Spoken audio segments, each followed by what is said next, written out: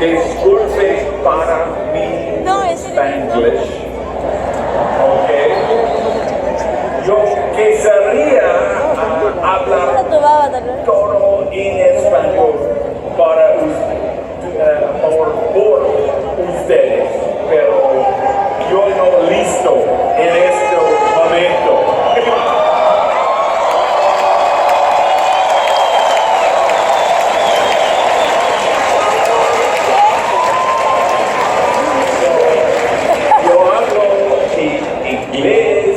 Español, Spanglish, back and forth.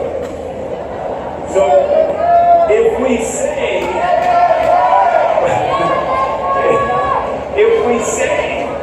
what does it take to change the world? If we ask that question, most people think it's imposible. Muchas gentes pensando es imposible. They don't believe that they can change the world. They don't believe that we can change the world. Most people believe to change the world, you have to be a president, or a prime minister, a war hero, or a famous person. But I don't believe that. I believe each and every person in the world has a chance, an opportunity to change it ever so slightly. And if every person has that opportunity to just change the world ever so slightly, the cumulative effect of thousands of people, and look at the size of this room, the thousands and thousands of people here in this moment, and the tens of thousands that you represent, and the hundreds of thousands, and then even the millions that you will become responsible for, we can change the world in a meaningful way. We can change the world con el poder de Éxito.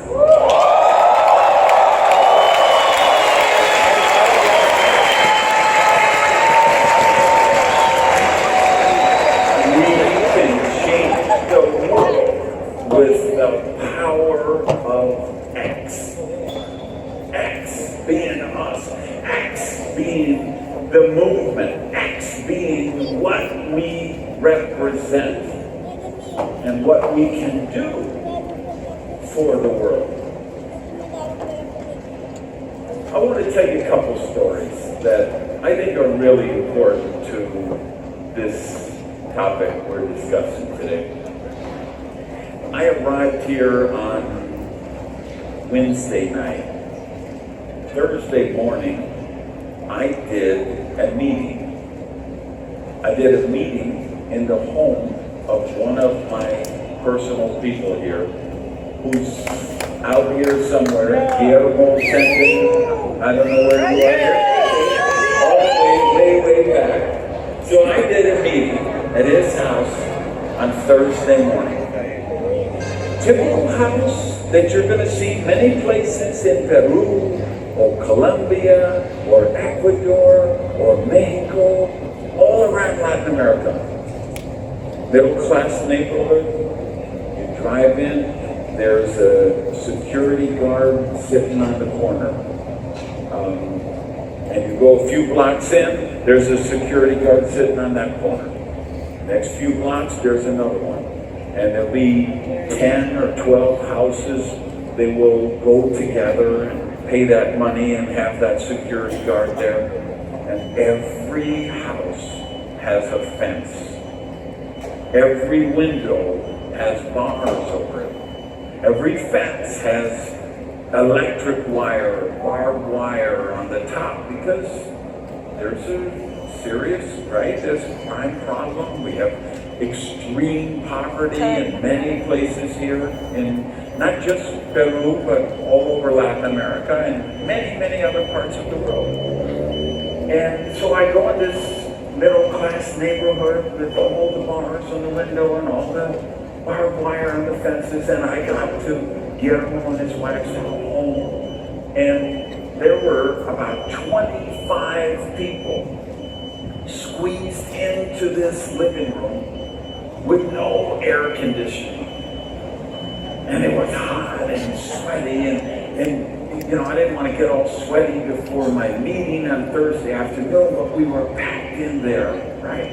And then they took me to FuXion headquarters, where we had a brainstorming meeting with some of my leaders who have come in from the United States and Mexico, and we were doing some strategy sessions with Luca and Lily and Eric. And so they, you know, I got a ride with a team member in a, I don't know how old car with air conditioning that wasn't working very well also, and I'm sweating in this car. Now I'm a guy who I'm used to ride. When Luca picked me up at the airport, he picked me up in a 40-foot long limousine, okay? I like to ride in limousines, town cars, and beautiful hotels and beautiful apartments. But let me tell you, the most important day I had this month, the best day I had this month, was that morning in Guillermo's house.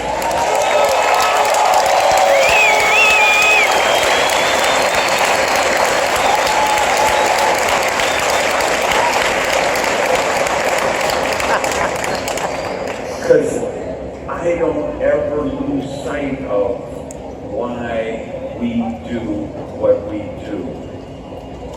And I don't ever lose sight of what it means when someone reaches bronze with FuXion in Peru, what that can mean for their life. When someone reaches gold, what that can mean for their life.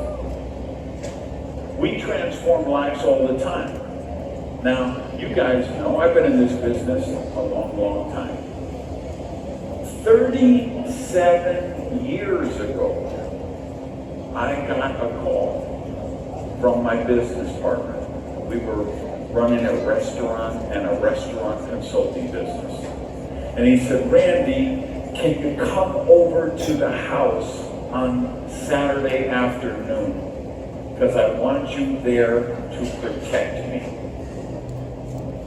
It's like, protect you from what? What do you mean you want me there to protect you? He says, I was at the gas station filling up my car with gas, and there was a guy on the other side of the pump, and we started talking, and he's talking about making money, so he's coming over to the house on Saturday afternoon, and I want you there to protect me because I think he might be Amway. Now, I'm 20 years old. I say, Amway? What's Amway? You don't know what Amway is? It's the thing, they draw the circles and then the more circles, and it's all about making money with all those little circles.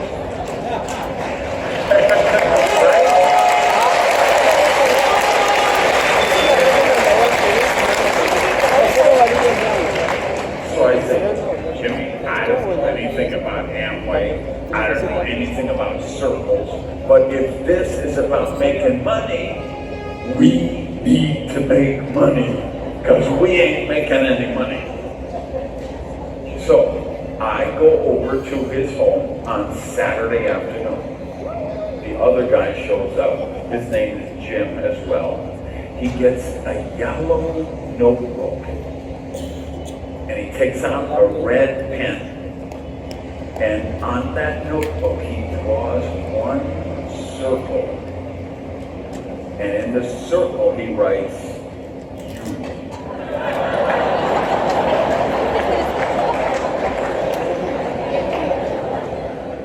And then under that circle, he drew 5 more circles. And then the 5 each got 5, and it was 25. And the 25 each got 5, and it was 125.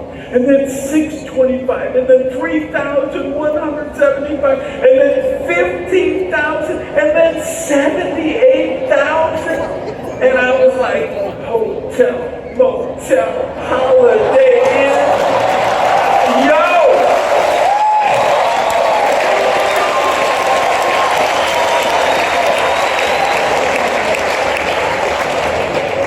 I was hallucinating. I had never seen anything like this. This was leverage. I had never, ever heard of leverage. And my mother, and my grandmother, and my grandfather, and my great-grandfather, and generation after generation, you could trace my family back for 200 years. I promise you, none of them had ever heard of leverage. When I heard about this concept, I said, this is the most amazing thing. Because for those of you who don't know my story, I am the American equivalent of a Peruvian campesino. I'm like the equivalent of that. My mother was a single mother who raised 3 children by herself. She was a door-to-door salesperson selling Avon to raise her 3 children by herself. So we were very poor, very limited, very few resources, and everybody in my family traded hours for dollars. Everybody traded hours to get some currency. Nobody in my family had ever done leverage, right? Just simply didn't exist in our world. So when I saw leverage, this was the most amazing thing that I had ever experienced in my life. So here's the key point of this story. When I saw that concept, when I understood that concept, I believed that my life had changed forever. I believed it would never be the same because of that moment.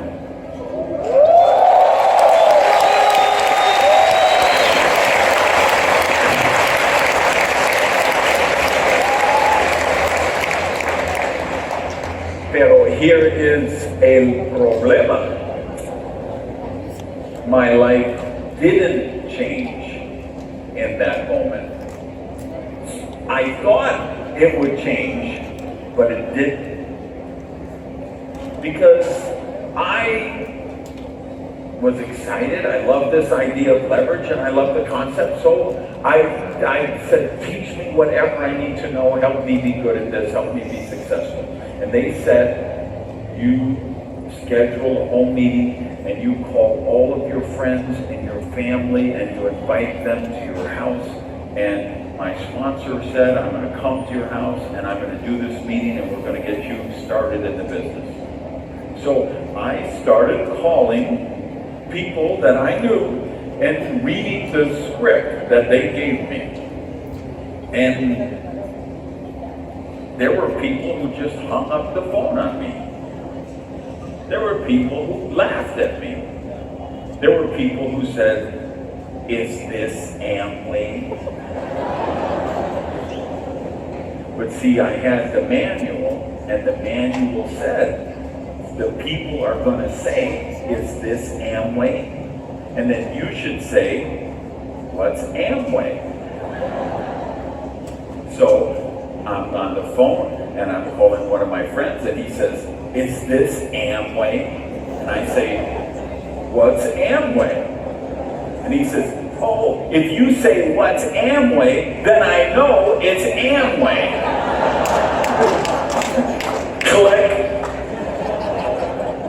So I'm going through all this rejection, I'm going through all this ridicule, but I get 19 people who say yes, they will come to my home. They will be at that event, 19 people. So it's a Tuesday night, it's going to start at 7:30. My sponsor gets there a little before 7. He brings the whiteboard, we set up the whiteboard, we prepare all of the information packs for the people, we prepare some punch for refreshments and we get some cookies, and we have all the packets hidden away for after the event, and we're waiting for 7:30 for the 19 people who are going to arrive. 7:27. 7:29. 7:29 and 57 and a half seconds. 7:35. 7:45. We realize nobody is coming. Now, I didn't have Eric Gavio as my sponsor.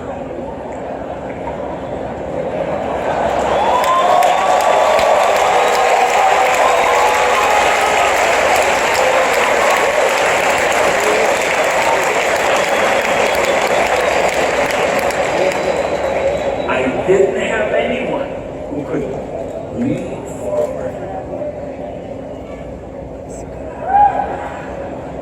say, I know it happened to me and I'm still here.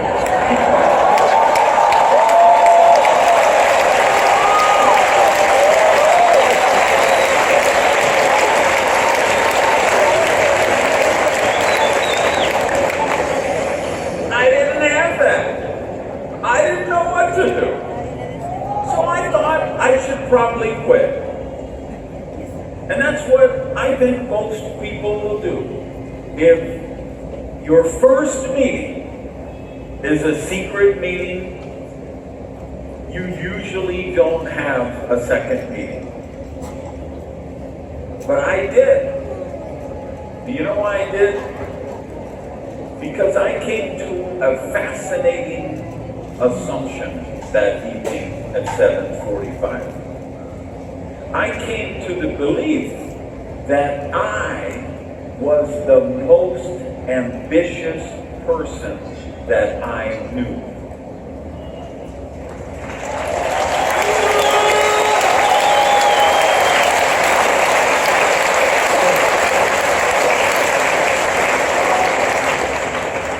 And I took power in that.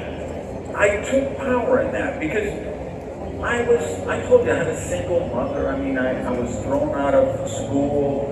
I started as a minimum wage dishwasher in the pancake house. And I worked my way. I was a cook, and then a waiter, and an assistant manager, trainee, and then an assistant manager. And so I had worked my way up. And most of the people in my world, really all of the people in my world, they were people in the same campesino demographic as me.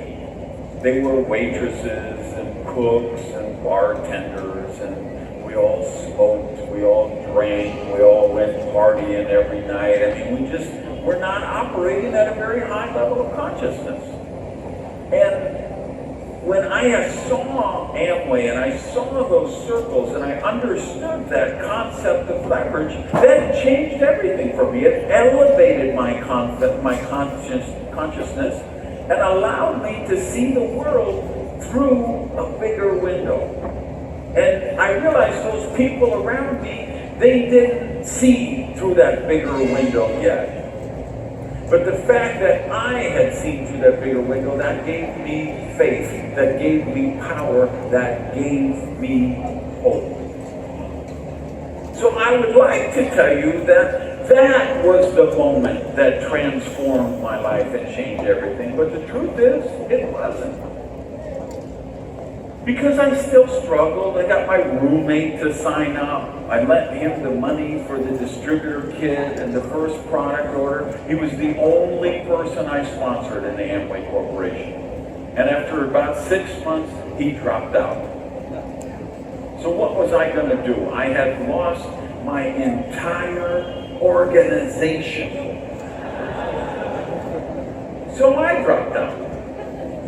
And then I tried another program, sponsored the roommate, nobody else.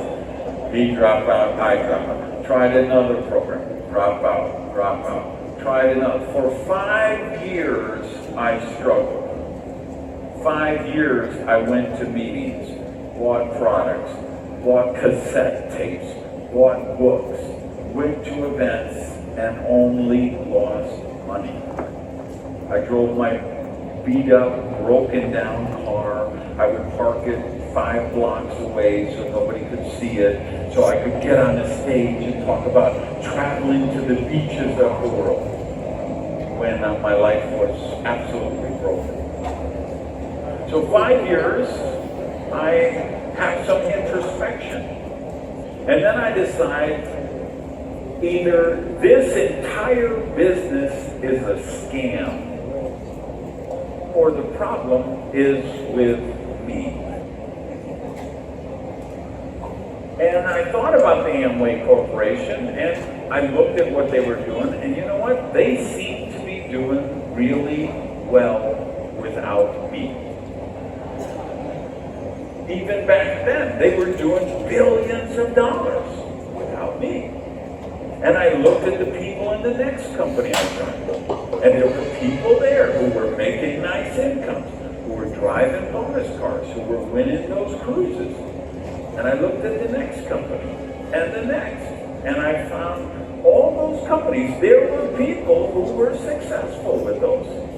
And they had the same product line that I had. They had the same compensation plan. They had the same marketing materials. They had the same everything. So I realized the problem had to be me. So this was the first real breakthrough. Because what this did is this caused me to say, okay, I need to get better. This problem is not the company. The problem is not the profession. The problem is I don't have the skills required to be successful in this profession. And I need to learn them. So I started working on those skills, and I started learning how to invite better. I started learning how to do one-on-one. I started learning how to make presentations on the whiteboard or the chalkboard. So I found a restaurant in Miami that had a meeting room in the back, and they would let me use it for free any night, as long as people would order a coffee or a tea, piece of cake or pie. So I started doing events 5 nights a week. Monday through Friday, I put on my Miami Vice suit and I got on that whiteboard and I was drawing circles. And I learned how to sponsor people. And I started to sponsor a lot of people. And I got to the point where I sponsored 30 people in a month. So I think 30 people. And remember, each of the 30 is going to get 5. So that means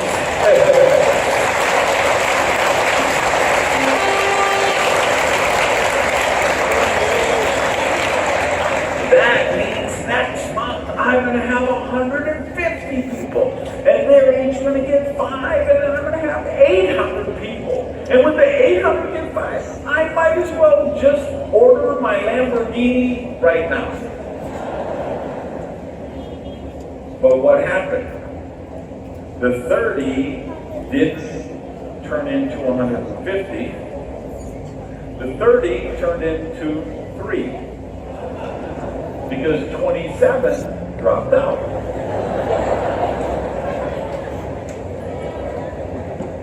So I said, okay, obviously those 27 people are stupid, ignorant, or lazy. So I'll just get 30 more people. And that's what I did. Monday night, Tuesday night, Wednesday night, 5 nights a week, drawing circles. I sponsored another 25 or 30 people the next month. And they drop out. So now I have learned some skills of inviting, skills of presenting, skills of enrolling, and I still have no duplication. I still have no income. I still have no success. So something is wrong with this picture, right? So I did the number one thing we all do when it's not working. We know when we're having a problem and it's not working, the way to solve it is to call up our sponsor and whine, moan, complain. So that's what I did. I called up my sponsor. I can't believe this. I worked so hard. I sponsored all these people. They're so stupid. They're so ignorant. They're so lazy. They don't get this. Why can't I find people like me?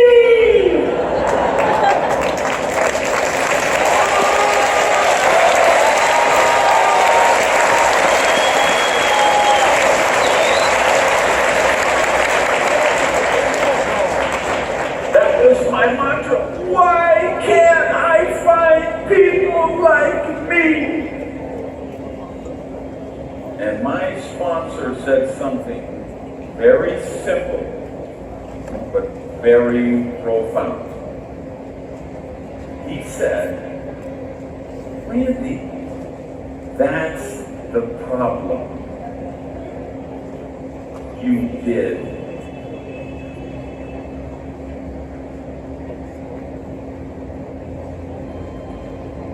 What? That's the problem. You sponsored a bunch of people who are just like you.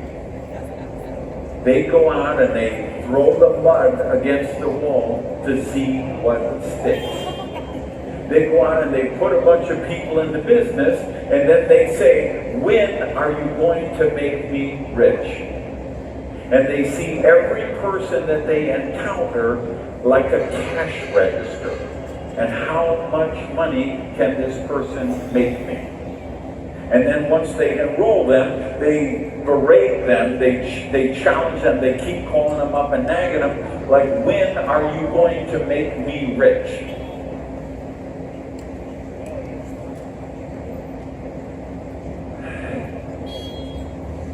Now maybe you think that was a really mean thing for that sponsor to say to me, but it wasn't. It was the most loving thing they could ever tell me. Yeah, it was.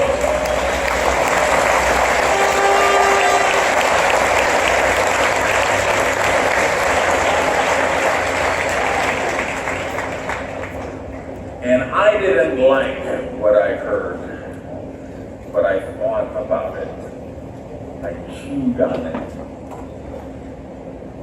I chewed on it for days. And I came to the belief that that was the truth. And the exact second When I came to that conclusion, that was the moment that changed my life forever.